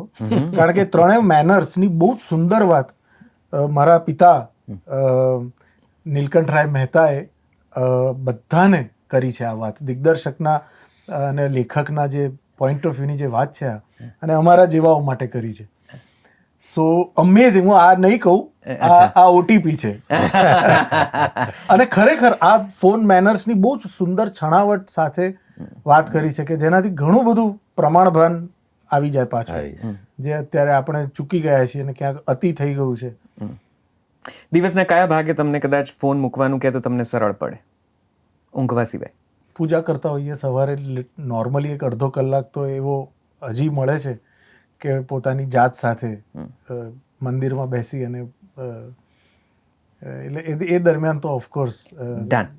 તમારા ફ્લોર્સ પર, તમે અત્યાર સુધી કરેલી ફિલ્મના ફ્લોર્સ પર કોણ એવું છે જે પોતાના કિરદાર કરતાં વધારે ફોનમાં જ વ્યસ્ત હોય છે? એટલે મોટા થયા પછીની જ કરવી પડશે આ વખતે, કારણ કે બાળપણમાં તો વી વર ઓલ બ્લેસ્ડ બાળ કલાકાર તરીકેમાં. તો હમણાં અમે એક જે બીજી ફિલ્મ કરી અમે સાથે, એ એક બહુ મોટા, બહુ જ ખૂબ વિશાળકાય કાસ્ટ છે. એમાં બહુ બધા કલાકારો છે અને એમાં લિટરલી તમે આ જોયું છે, કોકે ફોટો પાડ્યો તો કોઈક એડીએ, કે there are like 20 artist sitting on the set and everybody is busy on there phones. અચ્છા. એવું નથી કે બહેનો જ વધારે હોય છે, ભાઈઓ બહેનોની રીલો વધારે જોવામાં વ્યસ્ત હોય છે. અને બહેનો કંઈ પણ એમના વિશે ખબર નથી, હું નહીં કહી શકું. એમની મનગમતી રીલ્સ, એ જે આ કલ્ચર ચાલ્યું છે ને. જી. હવે તો જુદું કલ્ચર છે, એ શેર કરવાની ને પછી એનું પણ એક આખું આમ ઉઘરાણી કરવાની કે તે જોઈ, કારણ કે જે કહેવું નથી ને રીલ દ્વારા કોઈ કીધું હોય એ તમને મોકલીને કે જો તું આવું કર, અથવા તો આપણે આવું કરીએ. મને હમણાં એક પ્રોડ્યુસરે ફોન કરીને કીધું કે તમે કોલાબરેટ ના કર્યું. મેં તમને મેં કહું ભાઈ, મને હું પણ હજી શીખી રહ્યો છું. ઇન્સ્ટા 1.5 વર્ષ જ થયું છે મને, હું એના પર આવે. ના, મેં તમને ઇન્વાઇટ મોકલ્યું છે, તમારે કોલાબોરેશનનું એક્સેપ્ટ કરવાનું, જેથી આપણે બંને ભાગીદાર બનીએ આના. ઓકે, સરસ. ખોટું લાગી જાય. મેં તમને ટેગ કર્યું તો તમે અનટેગ કરી નાખ્યું. ઓકે. નાનપણમાં કરેલી સૌથી ખુરાફાતી હરકત? શું કરવા, કારણ કે જેની સાથે કરી હતી હજી જીવે છે બધા કલાકારો. નથી કેવું? સારું, કઈ વાંધો નહીં. તમારા માટે ટાઈગર પાછળ પડશે મારી, કારણ કે એના પપ્પા સાથે કરી હતી અમે બધા ભેગા મળીને. ઓકે, હવે આટલું કીધું છે તો પછી પૂરું કે ના, એમને અંગતમાં ખબર છે. કાશમાં શું હતું કે બધા જ ગુજરાતીઓ, અનુપમ ખેર સિવાય, જેકી, ડિમ્પલ, ભટ્ટ સાહેબ, હું, પ્રવીણ ભટ્ટ સિનેમેટોગ્રાફર, એટલે અમે બધા ગુજરાતીમાં વાત કરીએ. અને એમાં અમે જય કિશન કાકુભાઈ શ્રોફ સાહેબ સાથે એક એવી હરકત કરી હતી. એટલે સારું, ઓફ ધ કેમેરા કે પછી મને આ 2 વર્ષમાં તમે પાછા આવ્યા વચ્ચે બ્રેક લઈને, આ 2 વર્ષમાં એવું ગુજરાતી ફિલ્મ ઇન્ડસ્ટ્રીમાં શું જોયું જેનાથી તમને ખૂબ આશ્ચર્ય થયું? બસ આ જ રિહર્સલ્સની પ્રથા જ મટી ગઈ છે. સો આ 12 વર્ષ પછી કોઈએ તમને તમારી એમ પ્રોફાઇલ પૂછી હોય, તમારો બાયોડેટા પૂછ્યો હોય કે ભાઈ કોણ મકરંદ શુક્લ, તમે શું કર્યું હતું, આવું કંઈ થયું હા કે રીઇન્ટ્રોડ્યુસ કરવું પડ્યું હોય પોતાની જાતને? ના બહુ જ થયું. હા એટલે હું લગભગ I am very open to do auditions also. કારણ કે મને ખબર છે કે સ્ટાર્ટિંગ લાઈન તો હવે બધાની સેમ જ રહેવાની છે. મારી એજ ગ્રુપના કલાકારોની સ્ટાર્ટિંગ લાઈન તો એ જ રહેવાની છે. ભલે તમારું પાછળ બેકગ્રાઉન્ડનું ગમે તેટલું, એ તો તમે રેસ જીતો ત્યારે પછી તમે કહી શકો. So there are lot of newcomers કે જે લોકો 40-45 વર્ષે જ હજી તો એક્ટર તરીકે આવી રહ્યા છે, અને કેટલાક મારા જેવા છે કે જે જન્મ્યા ત્યારથી પેઢીએ બેઠા છે. સો આ રીઇન્ટ્રોડ્યુસ કરવામાં do you find it difficult, or અથવા તો કરો તમે કંઈ? ના બહુ જ હેલ્ધીલી. Yeah okay. બહુ જ સ્પોર્ટ્સમેન સ્પિરિટ સાથે જ, પણ એનાથી ના પાડવાનો પણ ફાયદો છે. You have the liberty to say no also. Done. ચલો, answer in yes or no. Okay. Do you have a secret talent? Yes, have you ever had near death experience? Many times. Many times. હા. During your 12 hours, I nah. mean 12 years of... Not for sensationalization, but there have been a suicidal attempt. We can talk later about that. જે લોકોને બહુ જ અંગત લોકોને ખબર છે, જે જીવનમાંથી હું પસાર થયો છું, અંગત. Okay. Have you ever sent a text to the wrong friend? Yes. મારા બોસને જ ઇમોજી મોકલેલું વિચિત્ર પ્રકારનું, એમ્બેસેડરને મારા. Okay. Do you like to gossip? With close friends. Okay. આમ તો એવો પ્રશ્ન હવે એ પછી એવો છે તો કે કઈ હતી એ gossip? પણ નથી. Don't worry. Have you ever cheated on a test? On a Test? No. Never? No, never. You were that good. ટીચરનો દીકરો છું, શિક્ષકનો ખલાસ દીકરો થતો. હતો. અન્નપૂર્ણા શુક્લ મારી મારી નાખી. નાખે, બરાબર છે. Do you play any instrument? Music? Yes. Okay. Do you have any weird food combos? Yes. એ તો જાણવું જ છે. રસ ભાત. એટલે હજી આપણે ત્યાં તો બહુ ઓડ છે, પણ મહારાષ્ટ્રમાં ખાસો સરસ ઘીમાં આપણે ત્યાં ઘણા ખાય છે હા. રસ ને ભાતનો તો ઘી ને special. તજ લવિંગનો ભાત હોય, સરસ છૂટો ભાત, અને તાજો એ જુદી છે. કેરીનો ઘણા રસ જાણીને હોય. એમથી જાય કે રસ ને ભાત, પણ હા છે એવા ખાનારા તો. Yes. Okay. Do you talk to yourself when you are alone? Yes. જીવનમાં ક્યારે એવું થયું છે કે જ્યારે તમને એમ લાગે કે ઓહો હો આ તો મેં ગજબ કરી નાખ્યું? નો. નહીં, નોટ હજી સુધી નહીં. ના. એટલે જ ગોતીલો જે શબ્દ છે ને, I always have a inferiority complex very much alive with me. અચ્છા. તમારા વિશે સાંભળેલી એક વિચિત્ર અફવા? હું શું કરો કહું? જેણે ફેલાવી હોય એને. પણ બહુ બધા લોકો ઘણીવાર મને કહે કે તમે કેટલું સરસ મરી ગયા હતા કાશમાં. લોકોને મને મરતો જોવો. શામલીમાં કેવી તમને સરસ હિરોઈન ના મળી. એટલે હું દુઃખી થવું એ જોવાનો બહુ લોકોને આનંદ આવે છે, એવું મને હવે ધીમે ધીમે પ્રતીત થઈ રહ્યું છે. તમે એમને કોઈ એક્સાઇટિંગ વાત કહો અને એનો જવાબ આવે, HMMM, તો તમને શું ફિલિંગ આવે whenever you are talking to somebody over the phone or something? હા, નરોવા કુંજરોવા શિખંડી ફિલિંગ છે એ અમારી diplomatic, but we have acquired that kind of. ના પણ જે ફ્રીક્વન્સી હોય એના આધારે નક્કી કરી લે કે પ્રોબેબિલિટી કેટલી છે. ગુજરાતી ફિલ્મ ઇન્ડસ્ટ્રી અત્યારે સૌથી તાતી આમ એકદમ કહેવાય કે હમણાં ને હમણાં શું ગોતી લેવાની જરૂર છે? સારા પટકથાકાર લેખકો. પટકથાકાર લેખકો સારા. ડિસ્ક્રાઇબ ગોતી લો ઇન વન સેન્ટેન્સ. જિંદગીને હેંગ થઈ ગયેલી લાઈફને ફરી રિચાર્જ કરી આપવાનો ઓટીપી એટલે ગોતી લો. ફરી બોલો. હેંગ થઈ ગયેલી લાઈફને રિચાર્જ કરવાનો ઓટીપી એટલે ગોતી લો. હજી એકવાર બોલવું છે તારે? એમાંય ફોર્મ આપકી હેંગ વર્ચ્યુઅલ આ નવી પેઢી ત્રણ ડેટ લેવડાવે છે. ચાલશે. યા પણ ના ફરીથી હેંગ થઈ ગયેલી લાઈફને રિચાર્જ કરવાનો ઓટીપી એટલે ગોટીલો, સોરી ગોતીલો. ડન છે. અમે આટલાથી ખુશ છીએ. પહેલા બીજા ને ત્રીજા ટેકમાંથી વચ્ચે વચ્ચે edit पे देख लेना, टेबल पे देख लेंगे. એક વખત જોરદાર તાળીઓ મકરંદ શુક્લા માટે. દીપકભાઈ, વિથ ઓલ યોર પરમિશન, આ ફિલ્મ દ્વારા એક વસ્તુ એવું શું મળ્યું જે તમે ગોતવા નતા નીકળ્યા છતાં તમારે હાથ લાગ્યું છે? મને ભમરડો ફેરતા હજી પણ આવડે છે. 7 જાળ લેતા ડાયરેક્ટ હાથમાં. અરે વાહ, એ શોધી કાઢી ફરીથી? ફિલ્મ દરમિયાન મેં ગોતી કાઢી. અરે વાહ, નાઇસ. તમે જે ગોતી રહ્યા છો એ તમને મળ્યું છે, એ લાગણી વખતે what was your that moment? Describe that.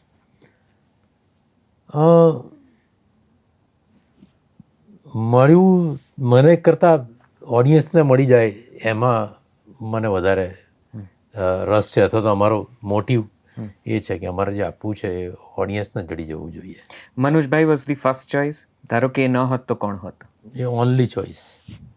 How did you put in? અમે વર્ષોથી એકબીજાના પરિચયમાં છીએ.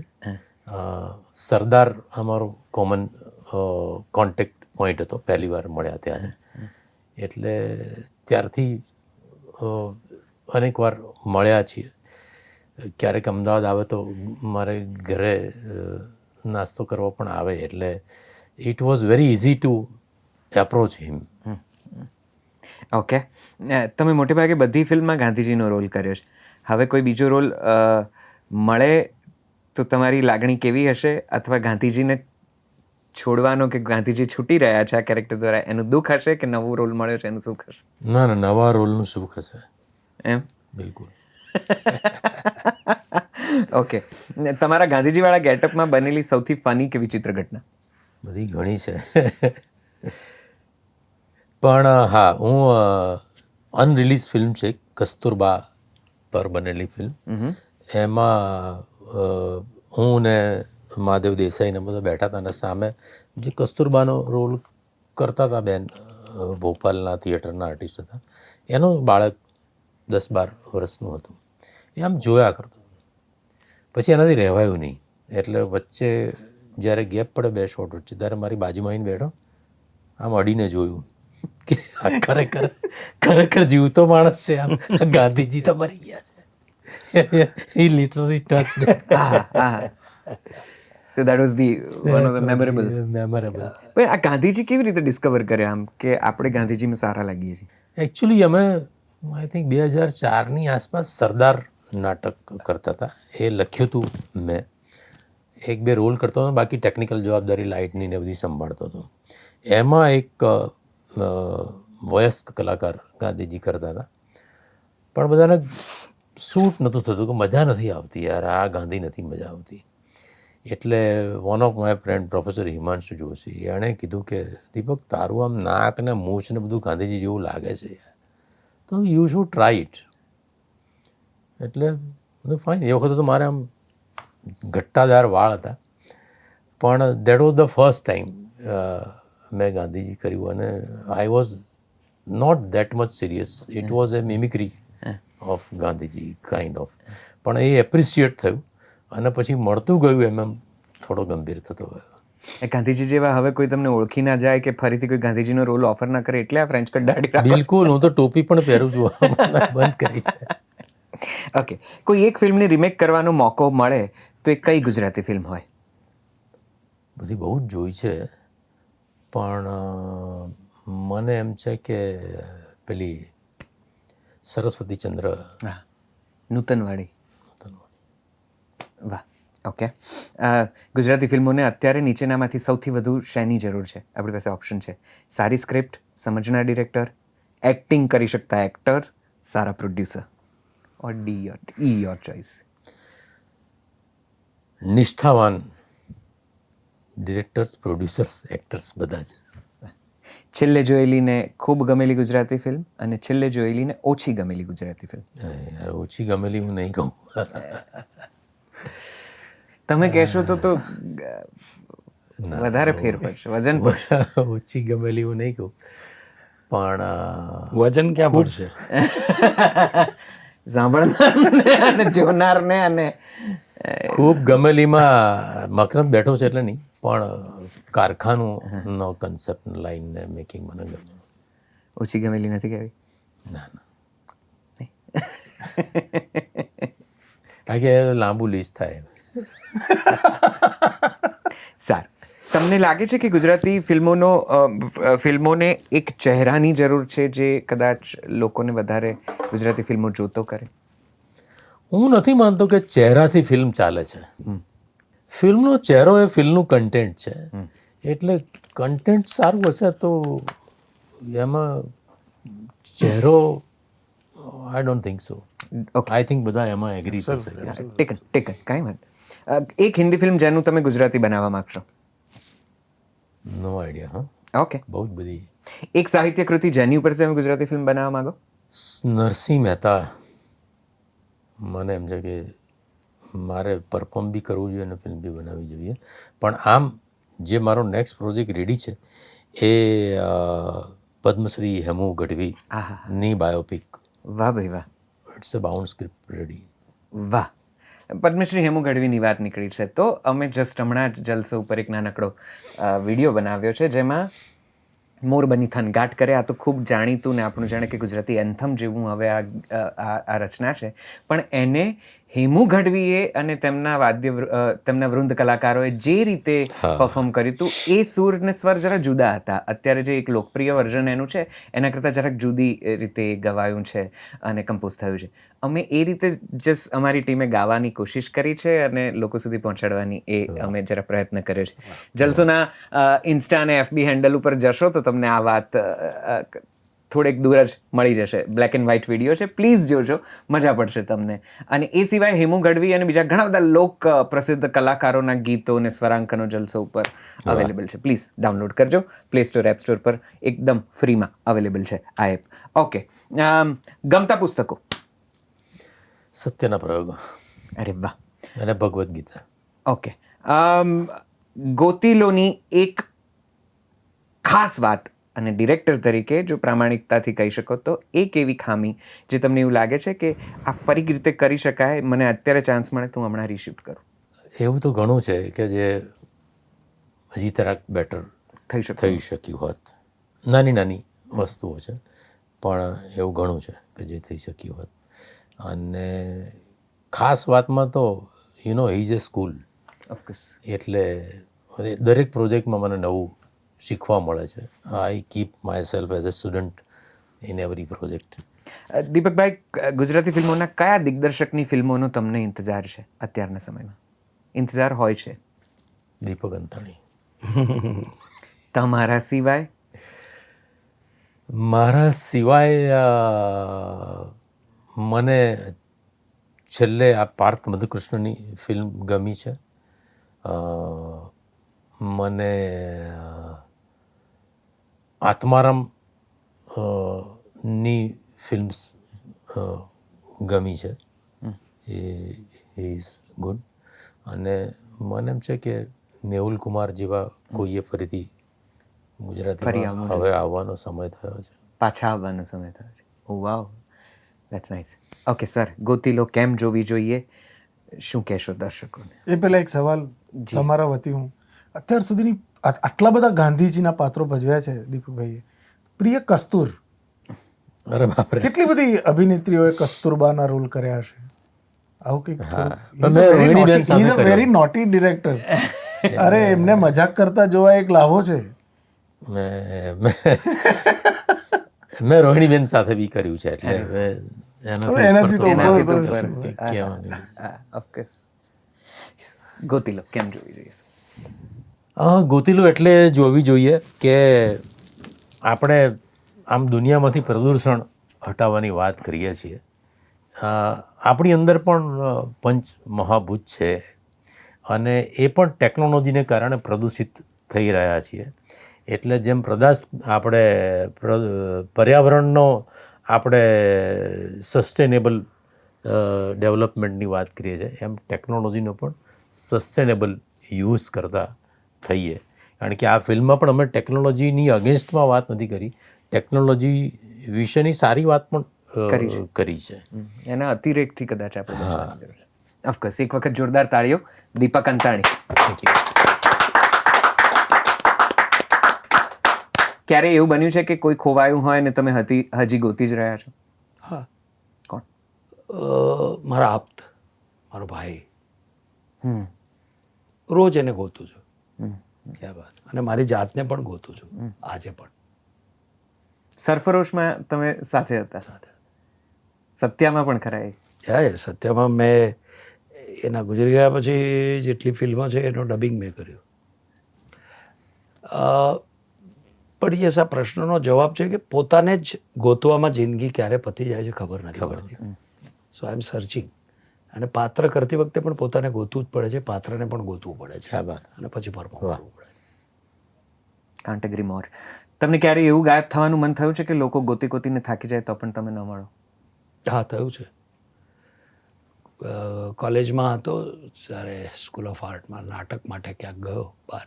એ વખતે ફોન બોન હતા નહીં અને ઘરે કહેવાનું ભૂલી ગયો. અને 2 દિવસ સુધી લોકો police station, railway station, hospital બધી જગ્યાએ ગોતી ગોતીને થાકી ગયા. મારી મમ્મીને એમ થયું કે આ ક્યાંક ટ્રેન એક્સિડન્ટમાં ગયો. અને જે વખતે પછી મારો ભાઈ મારે ગોતતો ત્રીજે દિવસે જ્યારે કોલેજમાં આવે ત્યારે હું નાટકના રિહર્સલ કરતો હતો અને પછી મને કે ચાલો ઘરે ચાલ. અને જેવો આવ્યો એવો ફાધરનો એક લાફો અને કાકાનો એક લાફો અને મારો ફોટો પોલીસ સ્ટેશન સુધી પહોંચી ગયો હતો. આ છે. અને એ પણ પેલો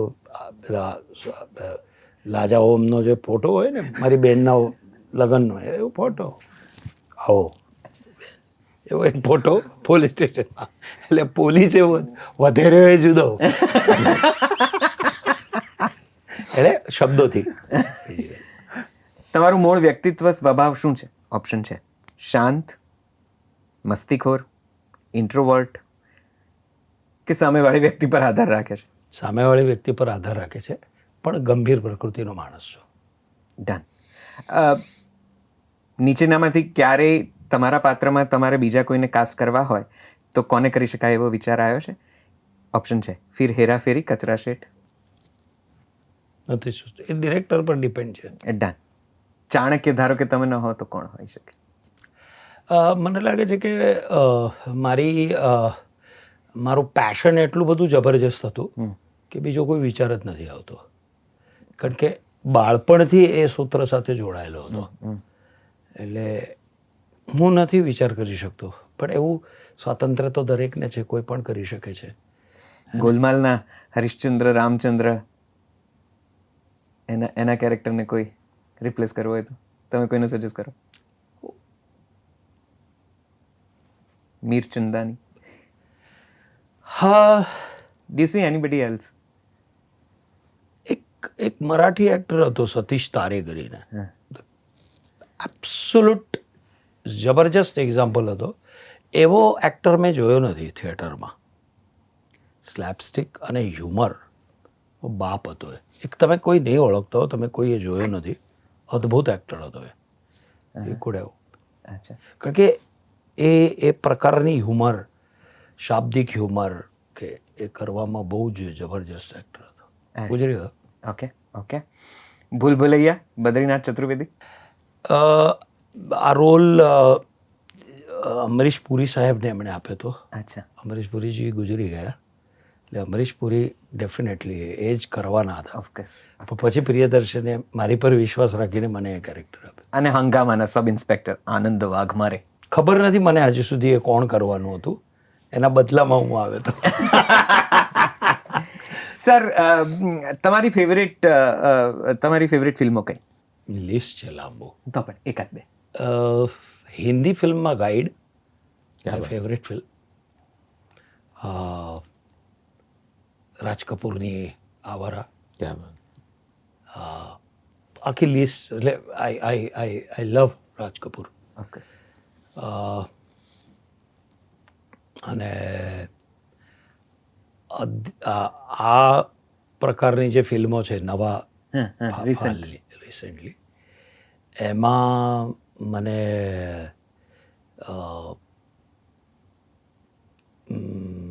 અર્ધ સત્ય નામની એક ફિલ્મ Govind Nihalani. Sadashiv that is the turning point of film industry. ફિલ્મ ઇન્ડસ્ટ્રીમાં રિયલિસ્ટિક ફિલ્મોનો દોર ત્યાંથી શરૂ થયો. પછી પેજ 3, પછી પ્રિયદર્શનની કાંચીવરમ એક ફિલ્મ હતી, આઈ લવ મણિરત્નમ. લાંબુ લિસ્ટ છે. ઓફકોર્સ. તો ગુજરાતી ફિલ્મો જુઓ છો? ના, નથી જોઈ શકતો. એટલે ક્યારેક એકાદ બે જૂની ફિલ્મો જોઈ છે મેં, પણ નવી બધી જ ફિલ્મો જોઈ નથી શકતો. જૂનીમાં તમે કમિટીમાં હતા, પ્રિવ્યુ કમિટીમાં, એટલે તમે એક કે ફિલ્મ યાદ નથી. એ મને એક કે ફિલ્મ યાદ નથી. જૂની એટલે આઈ એમ ટોકિંગ, કાશીનો દીકરો, હા, એ કંકુ, પછી એ જેસલ તોરલ. આઈ લવ દેટ. જો મને કોઈ કહે ને કે રીમેક કઈ કરવી છે તો I will do Jesal Toral. ક્યાં બાત. અચ્છા. I will do Jesal Toral. હા. કમાલ જેવી છે. ઓકે સર, અત્યારની હમણાં જોયેલી કોઈ ગુજરાતી ફિલ્મ જે ગમી હોય, ઓછી ગમી હોય, એવું કંઈ કહેવા માંગશો? ના, મને હેલારો ગમી હતી લાસ્ટ. મેં જોઈ હતી ફિલ્મ. મને કારખાનું ગમી હતી. સ્પૂફ તરીકે એક અલગ પેલો હતો. એક જૂની ગુજરાતી ફિલ્મ જે તમારે આવી ગયો સવાલ છતાં, જેસલ તોરલ સિવાય બીજું કોઈ લિસ્ટ ખરું જેને તમે રિક્રિએટ કરવા માંગો? આપણે ત્યાં જેટલી લોક વાર્તાઓ છે ને, પેલા બે મિત્રોની વાર્તા, એક પેલા હોય છે, શું કહેવાય એને, અરે યાર, અરવિંદ પંડ્યાએ રોલ કરેલો. ખાપરો કોડિયો. ના, અરે યાર, એકદમ નામ ભૂલી જાઉં છું. બે મિત્રોની વાર્તા છે. એક બારવટિયા છે અને like Robin Hood he was. Kadu Makrani. Kadu મકરાણી.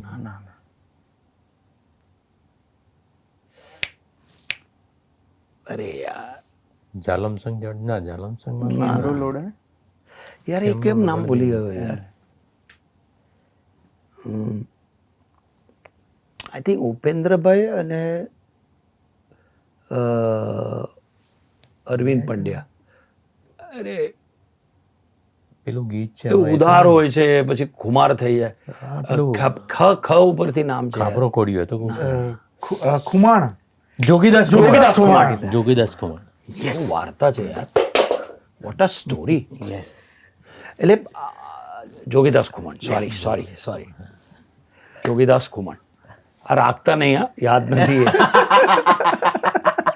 નહીં, મને નામ યાદ નહોતું આવતું. જોગીદાસ ખુમાણ. આઈ થિંક અરવિંદ પંડ્યાએ જ રોલ કરેલો. I think. હા. શું વાર્તા છે યાર, દૈવી છે સ્ટોરી. અને એકે એક કથા તમે આજે પણ બનાવો ને, આજે પણ, યસ. એ જે પીરિયડમાં હિન્દી ફિલ્મો જે બનાવે છે, આપણે કેમ નથી બનાવી શકતા? જો એ જમાનામાં બની, એ જમાનામાં મર્યાદિત બજેટમાં બની, તો આજે કેમ ના બની શકે? એટલે મને તો બહુ જ ગમતી હતી. જૂની ફિલ્મોના સમયમાંથી એક વસ્તુ જે તમે આજની ફિલ્મોના સેટ ઉપર લઈ આવવા માંગશો? શિસ્ત, ડિસિપ્લિન અને ડિવોશન. જે નિષ્ઠાની વાત કરી. ગુજરાતી ફિલ્મોને અત્યારે તાતી શેની જરૂર છે? બધા જ માધ્યમોમાં બધા જ માણસો નિષ્ણાત થઈને આવે. તો હું એક વાત કહું, રિજનલ ફિલ્મ છે ને, એ ગુણવત્તાના આધાર પર ચાલતી હોય છે. રિજનલ ફિલ્મ કોઈ હીરો પર નથી ચાલતી ક્યારેય. જે મહારાષ્ટ્રની અંદર સેંકડો ફિલ્મો બને છે, એક કે હીરો નથી ચાલતો, વિષય ચાલે છે. તમે મલયાલમ ઇન્ડસ્ટ્રીમાં પણ જુઓ, માત્ર મોહનલાલ હીરો નથી, એમાં એટલા બધા લોકો છે જે હીરો છે. તમે તમિલ ફિલ્મોમાં પણ સંખ્યા વધારે છે, કન્ટેન્ટ ચાલે છે. કોઈ પણ રીઝન. હિન્દી ફિલ્મ ઇન્ડસ્ટ્રી એક એવી છે જ્યાં પણ એ મિથ હવે તૂટતું જાય છે. તો કથા વસ્તુ, આપણે ત્યાં કથાઓ, વાર્તાઓ ભંડાર છે, એનો કોઈ ઉપયોગ નથી કરતું. એનું ક્યારેક ક્યારેક દુઃખ પણ થાય છે. તો બધા નિષ્ણાતો ઇન ધ સેન્સ કોઈ નૈષત થવાની જરૂર નથી એની માટે, બટ આ પારંગત તો થાય એમાં થોડોક, પછી વિશે હાથમાં લે. ખરેખર મને રથ ચલાવતા આવડે છે કે બહુ હું થોડોક સ્પષ્ટ છું જી જી અને ચોખ્ખો છું, એટલે કદાચ લોકોને નથી ગમતું હતું, પણ કાન્ટ હેલ્પ ઇટ.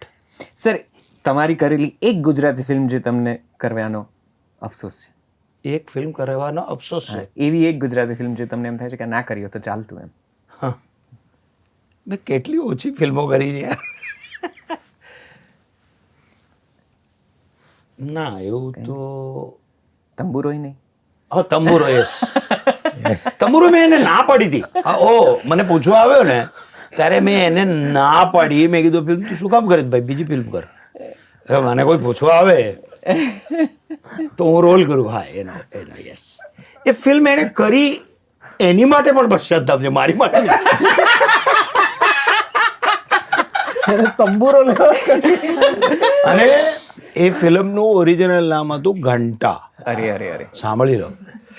એટલે એને મને કીધું કે ઘંટાનું ઘંટા જ થાય ને. મેં કીધું ભાઈ તું આ નામ નહીં રાખતો તો કયું નામ રાખું. જે આવ્યું પેલું તંબુરો. મેં કીધું ઓકે, આ ઠીક છે, પણ મેં કીધું આ તું શું કામ કરે છે. પણ એ નહીં માને એટલે નહીં જ માને. તંબુરો લેવા. ચાણક્યની એક વાત કે એક આદત જે તમે તમારા જીવનમાં જડબે સલાક રીતે ઉતારી દીધી છે. સેલ્ફલેસ કોઈ પણ કામ જે છે એ એટલે સામાજિક કામ, સમાજ માટેનું કામ ને રાષ્ટ્ર માટેનું કામ જે હું મારી રીતે કરું છું. હું શું કરું છું એની જાહેરાત હું નહીં કરું, કરવા પણ નથી માંગતો, પણ હું કરું છું અને નિષ્ઠાથી કરું છું. તમારું ગમતું એક ગુજરાતી પુસ્તક જેના પરથી તમને ફિલ્મ બનાવવાની ઈચ્છા થાય? અશ્વિની ભટ્ટની દરેકે દરેક વાર્તા. ક્યાં બાત. આઈ લવ દેટ મેન. સર, મુંબઈમાંથી અને શું ક્રાફ્ટ હતી એ માણસ પાસે યાર. અને એ એવું થયું કે આજે પણ એની 2-3 વાર્તાઓ છે જે આજે પણ થઈ શકે છે. એટલે એની તો દરેકે દરેક વાર્તા, બટ ક્રાફ્ટ એટલે કમાલ. Hats of. ઇવન મને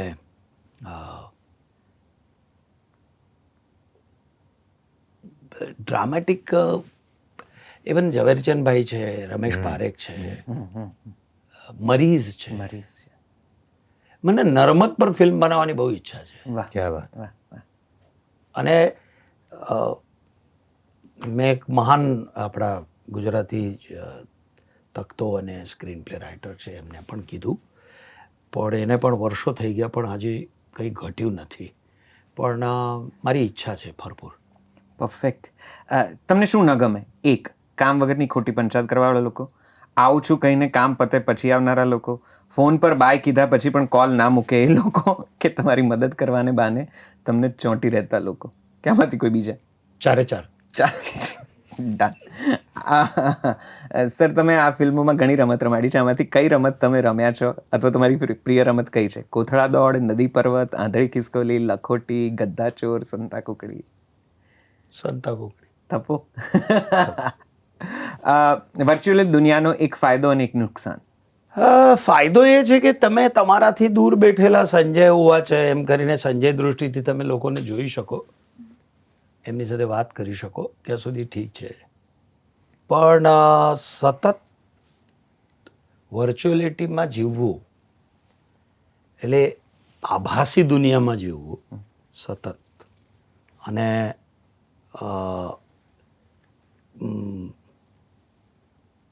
ખબર નહીં, મને નથી, પોતાને પચતું નથી. હું સમજી શકું છું.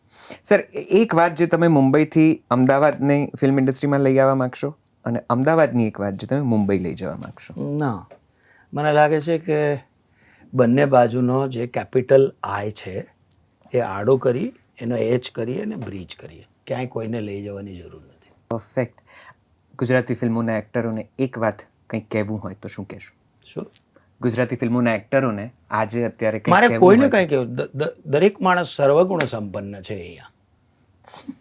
Thank you, that's is a last but not least by any means Gotilo કેમ જોવી જોઈએ? ગોતીલો એટલા માટે જોવી જોઈએ કારણ કે ગોતીલો એ તમને તમારો પોતાની અંદરનો પ્રવાસ કરાવશે, પોતાના ગામમાં લઈ જશે, પોતાના મૂળ સુધી લઈ જશે.